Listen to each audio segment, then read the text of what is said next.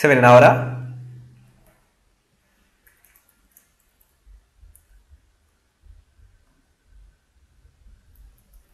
¿Me ven, chicos, ahora?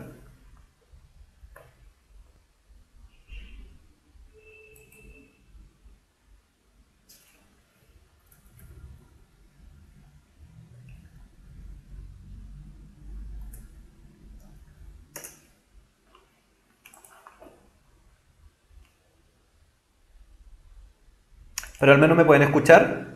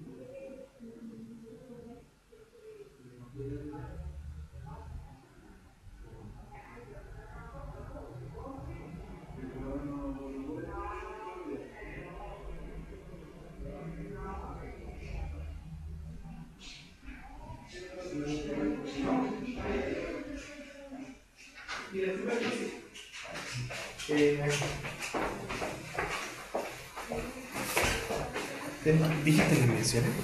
En la primera sí. Ya, y con la carita. Ah, pero estamos con. No, si no se ve nada. Ah, pero. No, tampoco escuchan.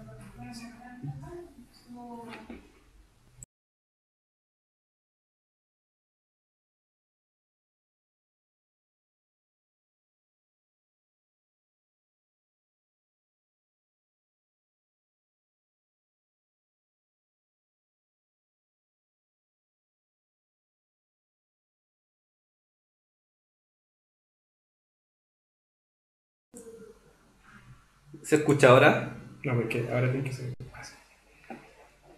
Ahora recién estoy para mí.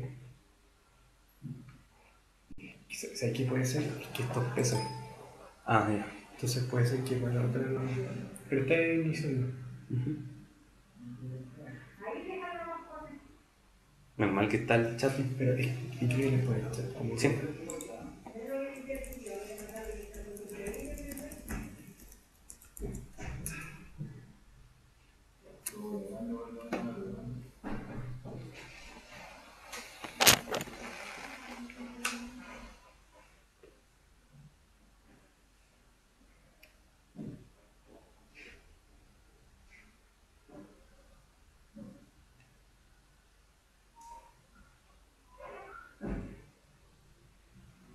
¿Y si cierro estos programas?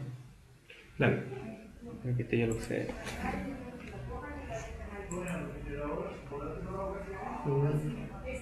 Sí, ciérralo.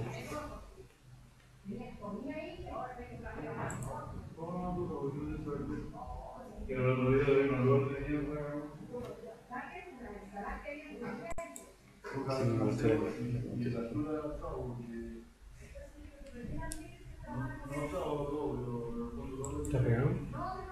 Ya, no importa. Cierra. Broadcast. Ahí está transmitiendo, pues te deberían ver. Ahí volviste. Ya, te dejo. Ustedes me están escuchando. Chicos, ¿me ven ahora?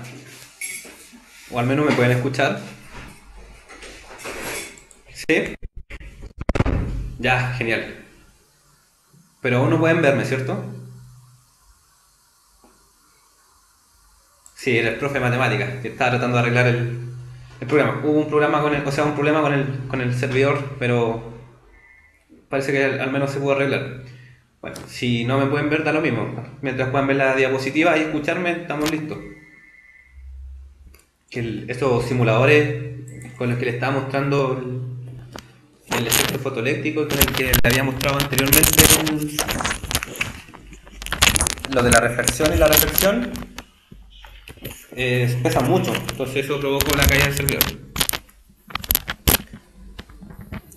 Aquí en el chat dice que algunos me ven y me pueden escuchar, así que igual sería bueno que si pueden actualizar la página, sería bueno. Bueno, continuamos con la materia entonces. La luz como onda, eso es lo que vamos a ver ahora, pero sí me gustaría dejarlos un momento con la pregunta de desafío, así aprovechamos de solucionar bien ese problema y ustedes se quedan con la pregunta y retomamos lo que queda de clase. ¿No? Voy a saltarme acá hasta el final de la pregunta. Ahí está. La pregunta de desafío. Chuta. Ahí sí, perdón. Ya. Los voy a dejar unos segundos, o sea, unos minutos con lo de la pregunta de desafío. Y si no la pueden responder, con lo que queda de clase van a quedar claras todas estas dudas. ¿Ya? Pero por mientras la pueden investigar un poquitito y la pueden discutir entre ustedes. Dice: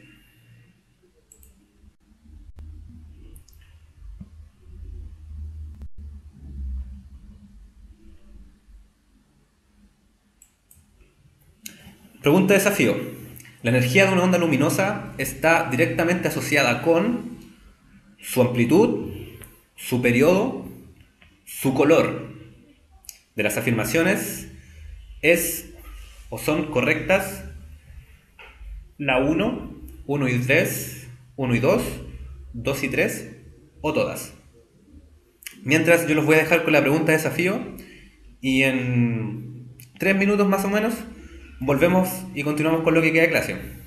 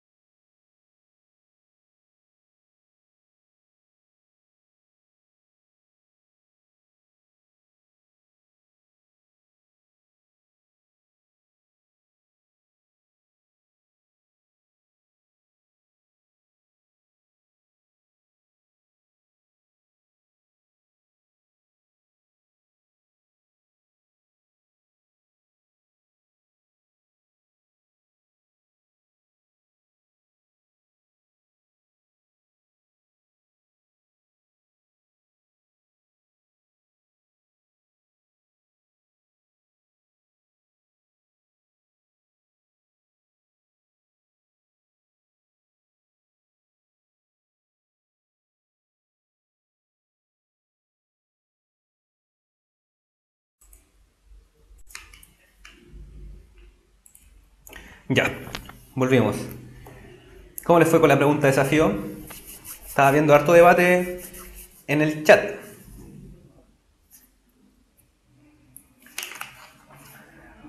El último instante para que piensen la pregunta, los voy a dejar con otra información. Recuerda que al postular a la U Mayor puedes optar a diferentes becas y beneficios. Para más información visita admisionmayor.cl. A la U mayor se postula. Bueno, analicemos cada alternativa, cada afirmación y descartemos las que no son correctas. Muchos se inclinaron por la E y por la D. Veamos qué sucede. La energía de una onda luminosa está directamente asociada con la energía de una onda luminosa, como habíamos dicho al principio de la clase. Incluso yo vi que les había traído un poquito de confusión. Está asociada a la frecuencia. Una onda que vibra con mayor frecuencia es considerada una onda que tiene mayor energía.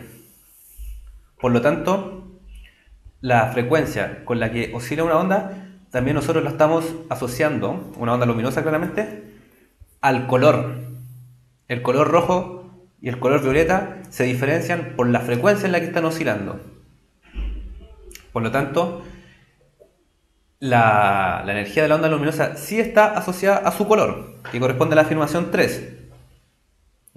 Por lo tanto, ya la alternativa A, B, A, C, ya las podemos descartar.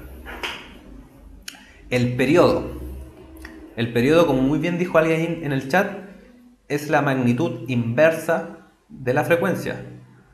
El periodo corresponde al tiempo que tarda la onda en realizar una oscilación completa, mientras que la frecuencia corresponde a la cantidad de oscilaciones por unidad de tiempo. Por lo tanto, si el periodo es una magnitud que está relacionada con la frecuencia, claramente también influye en la energía que la onda tiene asociada. Por lo tanto, sí, el periodo está asociado con la energía de una onda luminosa. Y la amplitud. No, la amplitud de la onda no nos dice nada acerca de la energía con la que la onda luminosa está asociada. Solamente la frecuencia. En el chat también habían puesto que la fórmula para calcular la energía de una onda electromagnética estaba dada por la ecuación que era H por F, donde H era la constante de Planck y F era la frecuencia. Por lo tanto, solamente va a depender de la frecuencia con la que está la onda, es decir, con su color y con su periodo. La amplitud no tiene nada que ver acá. Por ejemplo, en el sonido diferenciamos un sonido más agudo de uno más grave por la frecuencia, y la amplitud tenía que ver con la intensidad del sonido. Por lo tanto, la amplitud tiene que ver con la intensidad de la onda luminosa, con la intensidad del color. Bueno, sigamos entonces porque nos queda muy poco y nos faltan a ver todavía algunos contenidos. Nos está pasando siempre que nos quedamos cortos. Ya, la luz como onda. Habíamos dicho también anteriormente de que podíamos asociarle características ondulatorias a la luz, como son la reflexión y la refracción. La alternativa correcta era la D, por si acaso, chicos, la D. Y hay otros fenómenos ondulatorios que también podemos asociar a la luz, que son la difracción y la interferencia. La difracción corresponde a la capacidad que tiene una onda en bordear los obstáculos. Acá en la imagen que está a su izquierda tenemos una fuente luminosa, una vela, que está pasando por un obstáculo, que es una ranura, un orificio hecho ahí dentro de un material. Y ese orificio se comporta como una fuente puntual de ondas, es decir, se comporta como si las ondas estuvieran siendo generadas por ese orificio. En este edificio tenemos en este dibujo tenemos el famoso experimento de Young, en el que tenemos difracción e interferencia al mismo tiempo. Y la interferencia, en la clase de ondas, habíamos dicho que corresponde al fenómeno cuando las ondas interactuaban entre sí, se superponían. Y si iban en fase las ondas, la superposición podría ser constructiva o destructiva. Esa interferencia podría ser constructiva cuando las ondas iban en fase, se sumaban las amplitudes, produciendo una onda de mayor amplitud y conservaba la frecuencia de la onda. Y a la derecha tenemos el mismo experimento de Young, pero al final, donde dice F, bien a la derecha en la pantalla, hay un dibujo al lado de esa como muralla donde dice F. donde se ven zonas blancas y zonas negras. Ese es el patrón de interferencia. Lo voy a apuntar aquí con el mouse. Ese de acá, esa parte de ahí corresponde a la proyección de la luz. Si nosotros hacemos este experimento, ponemos una ranura simple, luego una doble ranura, lo que nosotros vamos a ver en la muralla es esto: zonas de completa oscuridad y zonas donde hay luz. También creo que salía en el video que ustedes vieron. Eso se llama el patrón de interferencia. Y va a depender también de la cantidad de ranuras, de la forma de las ranuras. La ranura tiene que ser también lo suficientemente pequeña. Tiene que ser más o menos del tamaño de la longitud de onda que está atravesando por ahí para que ocurran estos fenómenos. En la interferencia, ¿qué se mantiene constante? Todo. La luz, o sea, la luz cambia su dirección nomás, pero la frecuencia de la luz sigue siendo la misma, la amplitud de la onda sigue siendo la misma. Solamente cambia la forma en que está interactuando con el medio. A diferencia que en el caso de por ejemplo, cuando la luz era refractada, cambiaba la velocidad, y a frecuencia constante eso se traducía también como un cambio en la longitud de onda. Y la parte oscura corresponde a la zona donde hay interferencia destructiva, es decir, las ondas ahí podríamos decir que se aniquilan. Por lo tanto no hay luz, no se ve nada. Ahí no llega luz. Uno puede hacer ese experimento en la casa, es un poco difícil porque se necesitan ranuras muy pequeñas, muy pequeñas. Pero tú lo puedes hacer con un CD, también esto de la interferencia. Ver patrones de interferencia, si tomas un CD, pero lo lijas, le sacas toda la parte donde se graba la información, es decir, solamente te quedas con el plástico. Y tú incides en ese CD con un láser, en la muralla tú verás la proyección de los patrones de interferencia. Se van a ver no solamente el láser que corresponde a un punto en la muralla, no vas a ver solamente un punto. Si tienes un láser podrías hacer el experimento. Es también lo que dice acá Christian Herr, que cuando uno escucha en la radio como esa nieve, así como... Sí, pues esa interferencia entre la onda... Pero ahí ya el problema es del equipo, ¿cierto? Entonces, sigamos. Nos estamos quedando muy corto tiempo. Ya. El espectro electromagnético. No vamos a seguir hablando tanto de lo que es la difracción e interferencia, solamente tenemos que tener claro de que son fenómenos que sí ocurren con la luz.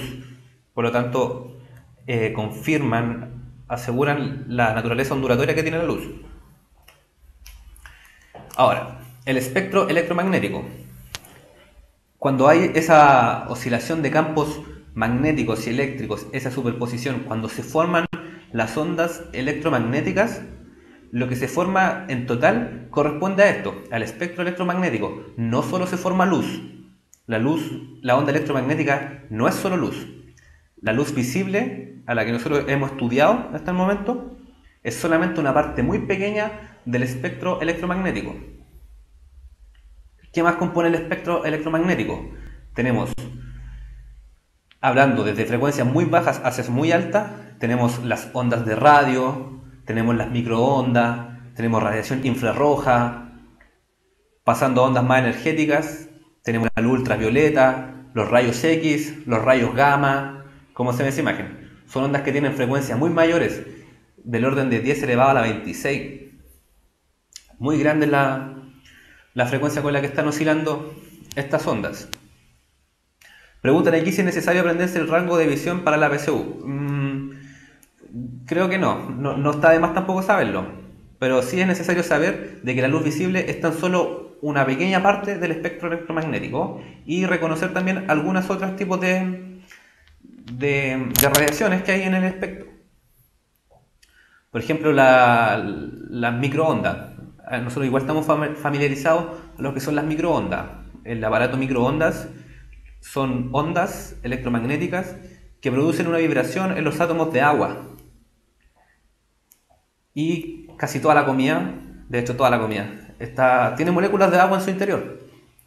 Por lo tanto, se produce esa vibración que se traduce como un aumento de temperatura y es lo que macroscópicamente nosotros vemos como que la comida se está calentando. Las ondas de radio. Las estaciones de radio en sus antenas producen ondas electromagnéticas, pero ¿cómo se llama? Se focalizan en la que son las ondas de radio, que son ondas que tienen una longitud de onda muy grande, por lo tanto pueden recorrer distancias muy grandes. Las ondas de radio viajan hacia los equipos electrónicos y el equipo transforma esa onda electromagnética en una onda sonora. Y después nosotros escuchamos el sonido de la música, etc. Frecuencias muy bajas tenemos ahí también, del orden de 10 elevado a la 1, es decir, de 10 metros de longitud de onda. Frecuencias muy bajas de oscilación. Y en el otro extremo tenemos, por ejemplo, la radiación, la luz ultravioleta. La luz ultravioleta nosotros tampoco somos capaces de percibirla, pero es el siguiente tipo de radiación que precede a la luz visible en el espectro electromagnético. Están los rayos X, que tienen muchas aplicaciones, por ejemplo en el campo de la medicina, para hacer radiografías. Están los rayos gamma, esos son tipos de radiaciones muy potentes, se encuentran en los elementos radioactivos. Los tipos de radiación gamma sí son longitudes de onda muy pequeñas, es decir, frecuencias muy grandes, por lo tanto transportan mucha energía. De ahí también radica su peligrosidad. Y acá están saliendo también consultas sobre lo que podría entrar, saber, entender a lo que se refiere el espectro electromagnético. Eso es lo importante de esto. Saber que es un espectro que abarca tipos de radiaciones distintas dentro de la cual se encuentra la luz visible. Pero no se aprendan los números, por lo menos para la PS1. Le van a preguntar cuánto es la frecuencia de oscilación de un rayo gamma, por ejemplo. Pero sí el concepto tenerlo claro. La diferencia entre la luz ultravioleta y la radiación infrarroja, preguntan en el chat, es solamente la frecuencia. Estos tipos de radiaciones se diferencian entre sí solamente en la frecuencia con la que vibran. Nada más que en eso. Bueno, ¿qué más podemos agregar acerca del espectro? Están las ondas de radio. Bueno, las ondas de radio tienen una longitud de onda súper grande, es decir, su frecuencia es muy baja. Y esto le permite, al tener una longitud de onda muy, muy grande, le permite recorrer grandes distancias. Es por eso que nosotros cuando estamos viajando, por ejemplo, a la playa, algo así, cuando vamos en la carretera, podemos escuchar aún la radio de emisoras que están en Santiago, por ejemplo. O si nos estamos alejando de una ciudad donde hay una radioemisora, podemos seguir escuchándola aunque estemos muy lejos de la fuente que está emitiendo esa onda. Es porque estas ondas pueden emitir, o sea, pueden recorrer distancias muy grandes. ¿Y por qué pasa también que cuando vamos a la autopista el radio deja de sonar o no podemos escuchar algunas frecuencias, por ejemplo? Es porque los objetos que actúan como barrera para una onda, cuando el tamaño de los objetos es comparable a la longitud de onda, ahí ya no lo puede atravesar, ya no puede seguir recorriéndolo. Eso pasa, por ejemplo, con la cordillera de la costa. Está lleno de cerros en la autopista. Entonces las ondas de radio chocan, están siendo obstaculizadas por objetos muy grandes y no pueden seguir propagándose. Por eso no podemos escuchar la radio. La luz visible también pasa con eso, cuando nosotros podemos permitir que la luz no se siga propagando. Si ponemos objetos en que los orificios, la configuración que tienen es comparable al tamaño de la frecuencia de vibración de la onda. Y para concluir, tenemos también la luz láser. La luz láser corresponde a un tipo de radiación en particular, es como una radiación que ha sido manipulada. No es que sea parte del espectro electromagnético la luz láser. El láser solamente es un tipo especial de radiación que tiene muchas aplicaciones tecnológicas y científicas. El láser consta de un tubo que en su interior posee una sustancia química. Puede ser cualquier material, como el rubí, materiales gaseosos, como el helio-neón, el argón, o incluso también materiales líquidos. Y los átomos de ellos son estimulados por una fuente de corriente eléctrica que hace que emita fotones. Entonces nosotros le aplicamos una corriente eléctrica a ese material produciendo la emisión de fotones. Esos fotones se reflejan sucesivamente en los espejos que hay dentro de este tubo y que producen luz con igual frecuencia. La luz blanca correspondía a la superposición de luz con distintas frecuencias, que eran todos los colores. En cambio, el láser se produce luz que tiene igual frecuencia. Por eso es de un puro color. Son fuentes de luces monocromáticos. Y el láser se comporta al igual que la luz. Se refleja, se refracta, se difracta, interfiere. El láser tiene una intensidad muy alta. La luz del láser tiene una intensidad muy alta. Hay una alta concentración de energía en un área muy pequeña. ¿Qué más podemos agregar sobre la luz láser? La luz del láser se dice que es coherente. Es decir, los montes y los valles de la sonda están alineados. Mientras que un haz de luz común no es coherente. ¿Qué aplicaciones tiene el láser? La tecnología actual tiene muchas aplicaciones el rayo láser. La lectura de los códigos de barra en los supermercados, en la telecomunicación, usando los cables de fibra óptica. Para soldar, incluso cortar metales, se ocupan láser. En los mismos CDs, los lectores de CD corresponden al láser. También con los láseres se pueden medir con precisión distancias muy grandes, así como la distancia de la Tierra a la Luna. En la medicina, para hacer cirugía, porque se sustituyen a los bisturí. En fin, tiene una cantidad de aplicaciones bastante grande la luz láser. Entonces, ¿cómo podemos resumir la clase de hoy? Que la luz se comporta como una onda. La luz es una onda. Se refleja, se refracta, se difracta y hay interferencia. Hay fenómenos asociados a estos fenómenos también, como son el arco iris, la dispersión cromática, que corresponde cuando la luz blanca atraviesa un prisma y se descomponen los colores que la constituyen. También podemos agregar que la luz es solamente una parte pequeña del espectro electromagnético, donde hay radiaciones hacia los dos límites, con frecuencias muy altas y con frecuencias muy bajas. ¿Qué más podemos agregar? Algo muy importante, que también lo vi en el chat. La percepción de los colores. ¿Por qué nosotros vemos de color? Eso tiene que ver con la porción de luz que es reflejada y transmitida. Yo veo un objeto de color verde porque ese objeto, al incidir la luz blanca sobre él, absorbe todas las demás longitudes de onda, pero refleja la que corresponde al color verde. Y así con todos los colores. En algunos objetos va a reflejar tan solo una porción de ese color verde y una porción de otro color, entonces ahí se producen las mezclas de colores y la infinidad de colores que nosotros conocemos. Pero en general a eso se debe que nosotros podamos ver los objetos de colores. Y un objeto se ve de color blanco porque refleja a todas las longitudes de onda. Contrariamente, un objeto se ve negro porque no refleja ninguna, sino que las absorbe todas. Por lo tanto, el color negro no existe. El color negro es tan solo un concepto, una percepción para hablar sobre la inexistencia de luz reflejada. Como dice ahí alguien en el chat, el negro se traga toda la luz, no refleja nada, absorbe toda la luz que le llega. Por eso nosotros no vemos ni un color.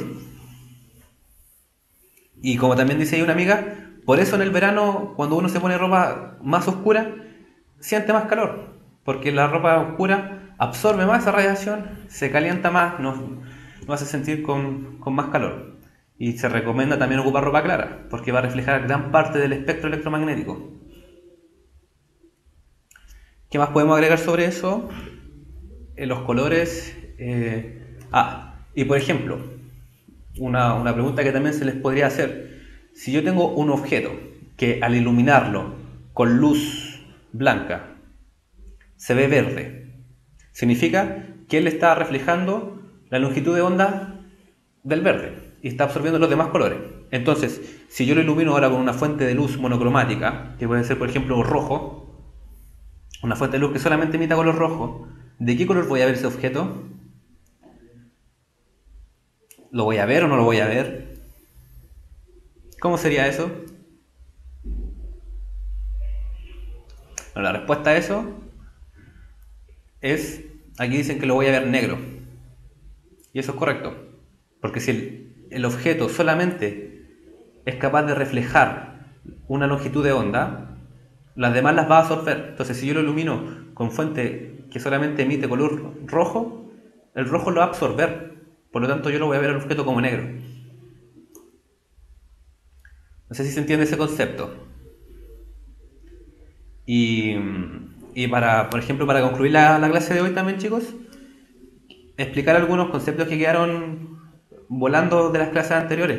Porque como se nos hacen muy cortas las clases, vamos a tener que mencionarlo. Pero como la PSU solamente intenta medir su concepto, no vamos a hacer cálculos matemáticos ni profundizar tanto eso, los vamos a explicar ahora.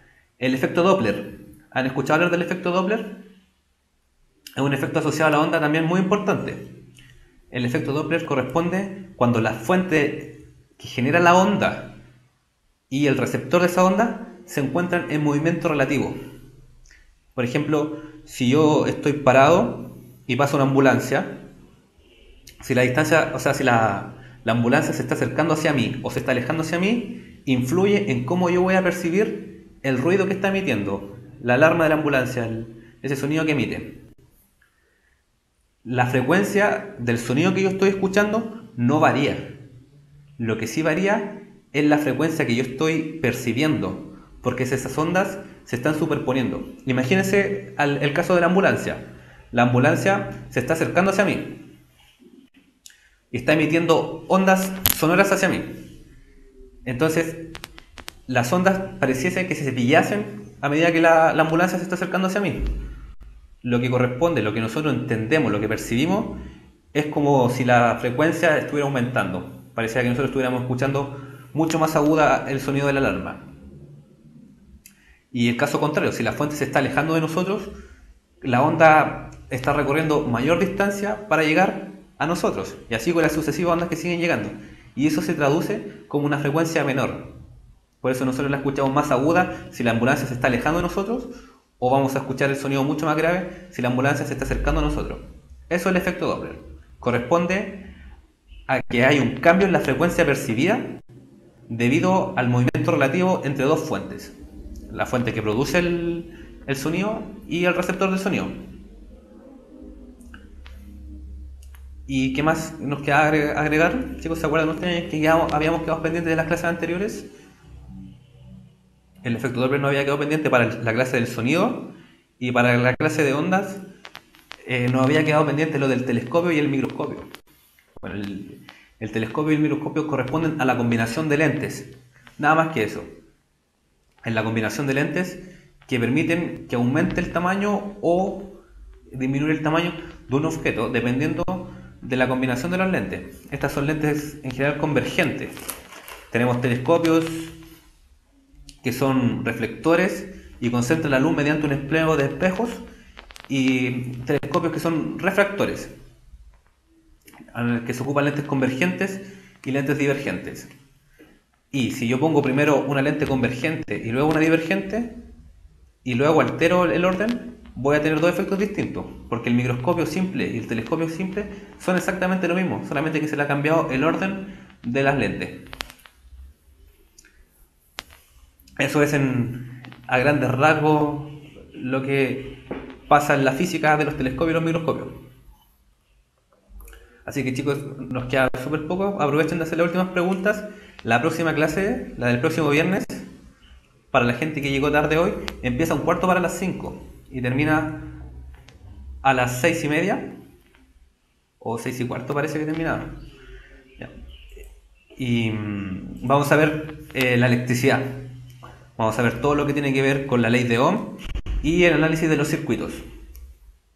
Así que no se la pierdan, porque ese también es un tópico muy importante para la prueba que está en diciembre. Ahí le vamos a dar harto ejercitación a los circuitos. Vamos a hacer hartos ejercicios de circuitos y vamos a explicar todos los conceptos de corriente eléctrica, resistencia eléctrica, diferencia potencial, voltaje, potencia eléctrica, todo eso lo vamos a ver el próximo mes. Así que si tienen alguna duda más respecto a la clase de hoy, respecto a lo que es todo ondas, sonido, luz, la pueden hacer ahora. La ley de Kirchhoff no la vamos a pasar, porque la ley de Kirchhoff sirve para analizar circuitos que son más complejos. Nosotros, ocupando las leyes para circuitos que están conectados en serie y paralelo, podemos determinar todo lo que nos están pidiendo para efectos de la PSU. La ley de Kirchhoff es para ejercicios más complejos. Veamos si quedan más preguntas. También la ley de Coulomb, esa no la vamos a ver en la clase de mañana. Esa corresponde al electivo de física, donde se estudian las fuerzas eléctricas y fuerzas magnéticas. Vamos a ver bien la ley de Coulomb, pero en la clase del viernes no. ¿Qué más? Acá hay una pregunta, dice, si un fotón es energía y energía es igual a mc cuadrado, ¿por qué no tiene masa? Ya. Es una pregunta súper igual metida en profundidad Hayori. Si recuerdan lo que decía el video, el personaje planteaba la pregunta, ¿qué es en realidad la materia? ¿Es masa o energía? Entonces el fotón tiene asociada una energía debido a la frecuencia con la que está vibrando la onda electromagnética.